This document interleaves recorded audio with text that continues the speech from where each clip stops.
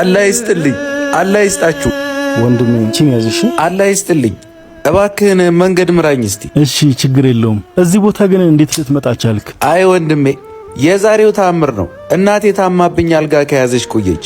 የሚረዳን የለም። እሷን ማሳከሚያ አይደለም ማስፈጠሪያ አጥቼ ዱዓ አድርጌ ለልመና ቦታ ከአንድ ወጣት ጋር ተገናኘንና ችግሬን ነገርኩት።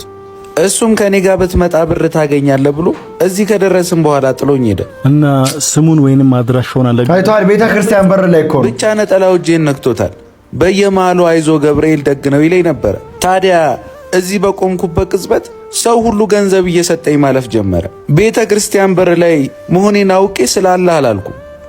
የምለው ባጣ ግን በማውቀው አላህ ይስጥልኝ ማለት ጀመርኩ። አሁን ከምግብ አልፌ እናቴን አሳክማታለሁ። ጎሽ ደስ ይላል።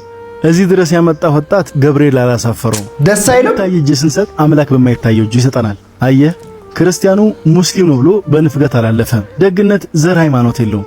እውነት ነው። ግን አንተ ነገር ወንድሜ። እሺ ንገረኝ፣ ችግር የለውም። ወላሂ ገብርኤል ደግ ነው።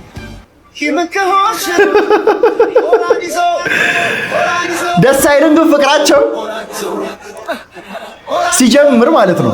ፍቅር የሆነ ሰው ደግ ለመሆን ሃይማኖት፣ ዘር ምናምን መፈለግ የለበትም። በቃ ደግነት ሰዋዊ ባህሪ ነውና አሁን ይሄ ሰውዬ በደግነት ደግ ከሆኑ ሰዎች ለሱና ለእናቱ ተረዳ ማለት ነው። እና ሁላችንም በየሄድንበት ለሌለው እያካፈልን ደግ ነው። ከዛ ደግሞ ሁላችሁም ኮሜንት ላይ ገብርኤል ደግ ነው እያላችሁ ጻፉ። ያራዳ ልጆች